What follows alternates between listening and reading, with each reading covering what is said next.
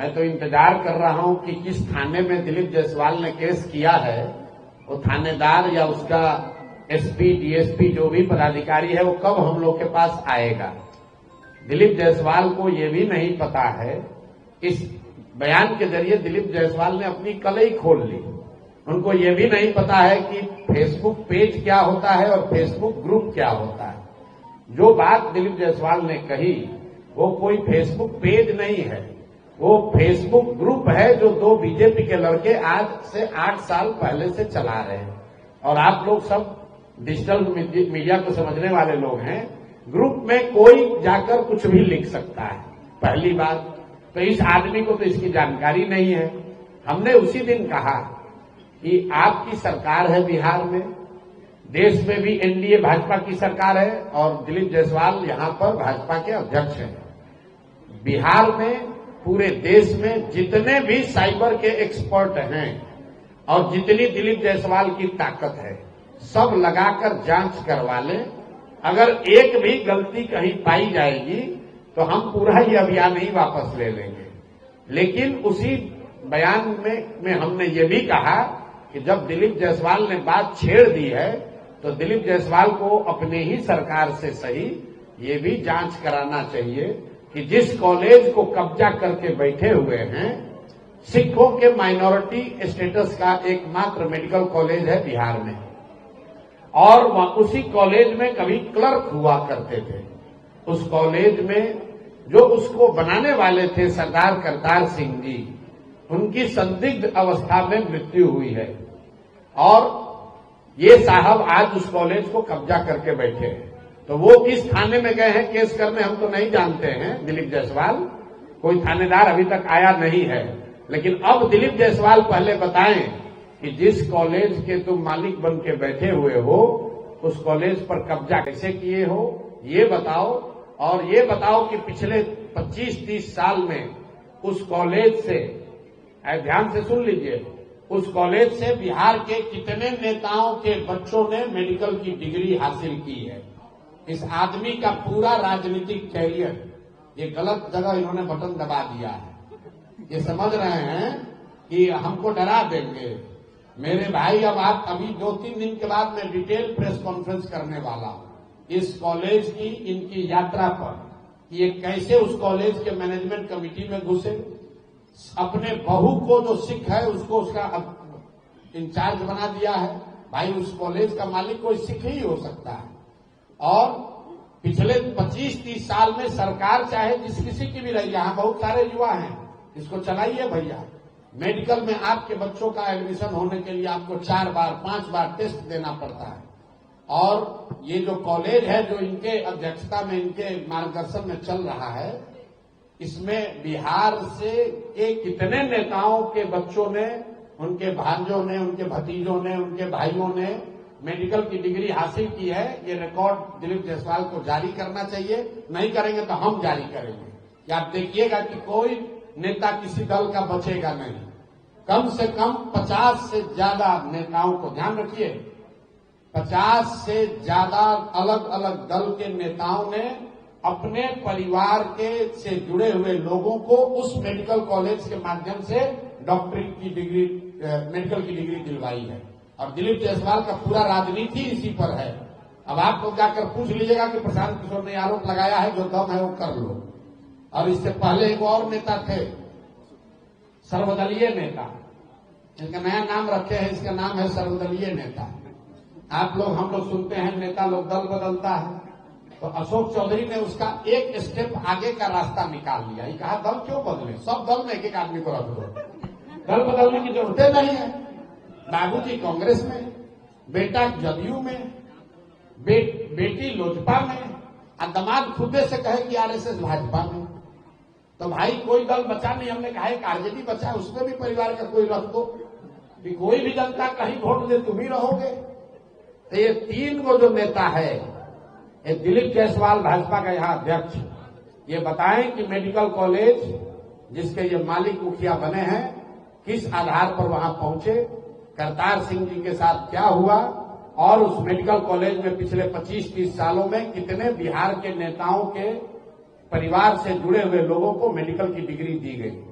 दूसरा, ये सर्वदलीय नेता अशोक चौधरी, ऑलरेडी मैंने कहा है कि इस आदमी पूरा बिहार जानता है कि इन्होंने टिकट खरीदा है और ये मानहानि का मुकदमा किए हैं, तो यहां से लेकर सुप्रीम कोर्ट तक लड़ाएंगे। आजकल भागे भागे फिर रहे हैं। और तीसरा एक है मंगल पांडे, जिनके कालखंड में पूरे बिहार में स्वास्थ्य व्यवस्था में खाली अमंगल ही हो रहा है। कोविड के बोला कि हमारा मंगल काल चल रहा है, हम बोल मंगल काल उसका खुद का चल रहा है। पूरे बिहार के लोगों का अमंगल काल चल रहा है। कोविड के जमाने में क्यों बोल रहे हैं समझ लीजिए, तीनों को क्यों चिन्हित किया है। ये दिलीप जायसवाल अभी राजस्व मंत्री थे। ये जो जितना लैंड का डिजिटाइजेशन हुआ है, सीओ बीडीओ के ऑफिस में जो भ्रष्टाचार फैला है, ये पैसा कौन ले रहा है भाई? सब आदमी कह रहा है बिहार में बहुत भ्रष्टाचार है, तो पैसा जा कहां रहा है?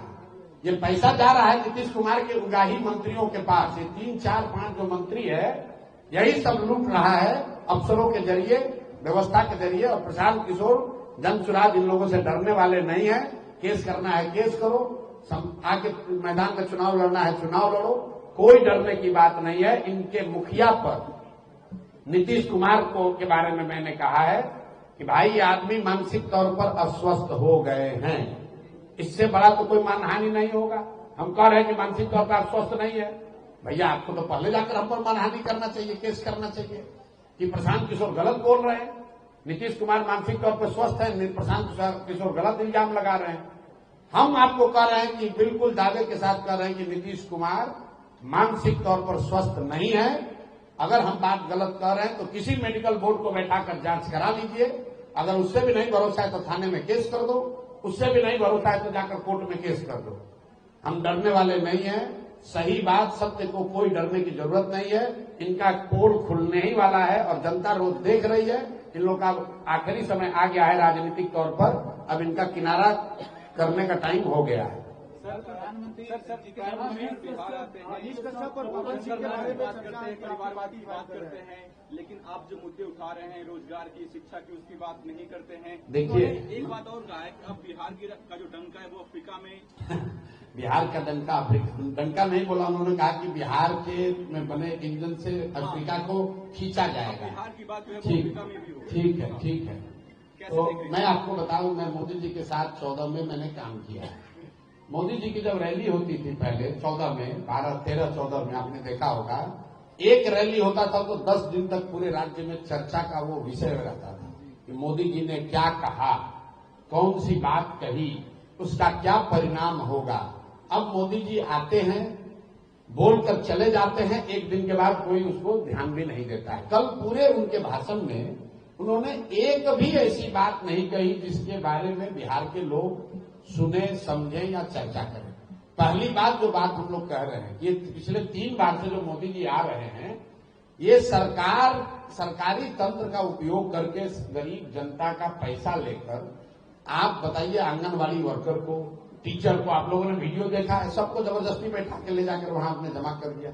चलिए प्रधानमंत्री आप कर सकते हैं, मधुबनी में आपने पूरे बिहार के पंचायती राज से लोगों को जुटा लिया, लेकिन जुटाने के बाद आपने कहा क्या मोदी जी ने बिहार में पलायन रोकने पर एक भी शब्द कुछ कहा? क्या मोदी जी ने बिहार की बिगड़ती हुई शिक्षा व्यवस्था के बारे में कुछ कहा? क्या मोदी जी ने बिहार में भ्रष्टाचार के बारे में कुछ कहा? क्या मोदी जी ने ये कहा कि कब बिहार के बच्चों को गुजरात नहीं जाना पड़ेगा रोजी रोजगार के लिए? मोदी जी तो वही बात कर रहे हैं कि हमने सड़क बनवा दिया। तो मेरे भाई, सड़क बनवाकर, ये बिहार के लोगों को समझने की बात है।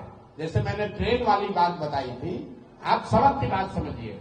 बिहार में सड़क बनाकर कोई एहसान नहीं कर रहा है।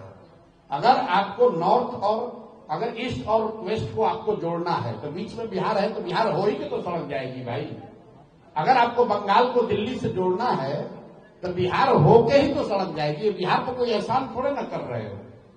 तो ये लोग जो कहते हैं हम सड़क बनवा दिए, अरे भाई सड़क आपने इसलिए बनवाया है कि कलकत्ता से सामान दिल्ली आराम से पहुंचे। अब कलकत्ता से दिल्ली अगर रेलवे लाइन है तो इसका मतलब थोड़ी ना कि वो बिहार को स्पेशल कुछ मिला है। जो रास्ते में पड़ेगा उसको फायदा होगा। तो ये हम लोग पर कोई एहसान नहीं कर रहे हैं। मोदी जी ने कहा इंजन वाली बात, तो भाई वो पहले तो फैक्ट्री उनकी दी हुई है नहीं, और हम लोग यही चाहते हैं कि बिहार के लड़कों का कंधा इतना मजबूत हो कि हम लोग अपने परिवार का गाड़ी खींच सके, हम लोग अपने परिवार का जो बोझ है उसको उठा सकें। अफ्रीका का बोझ उठाने के लिए मोदी जी को दिल्ली में बैठाया गया है। वो अफ्रीका के लोग उठाए, देश के लोग उठाए। अभी हम लोग बिहार के लोग तो अपना बोझ उठाना चाहते हैं। ये चाहते हैं कि भैया हम लोग के बच्चे बाहर मजदूर बन के न जाएं। मोदी जी ने अभी तक पिछले 3 अपने दौरों में एक बार भी ये नहीं बताया कि 1,25,000 करोड़ रुपया जो उन्होंने पहले दिया था, जो उन्होंने आरा में घोषणा की थी 2015 में, उस 1,25,000 करोड़ का क्या हुआ? या पैसा मोदी जी ने भेजा कि नहीं भेजा? और अगर भेजा तो इसका मतलब है कि एनडीए की सरकार, उन्हीं के साथी लोगों ने यहां पर उसको लूट लिया, क्योंकि 1,25,000 करोड़ का कोई काम बिहार के लोगों को तो दिख नहीं रहा है।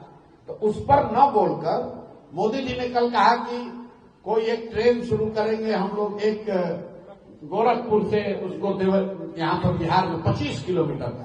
तो ये बात तो हम लोग रोज कह रहे हैं कि गुजरात जाइएगा तो 1 लाख करोड़ का बुलेट ट्रेन दीजिएगा और हम लोग को 25 किलोमीटर का रेलवे लाइन का उद्घाटन भी नहीं है।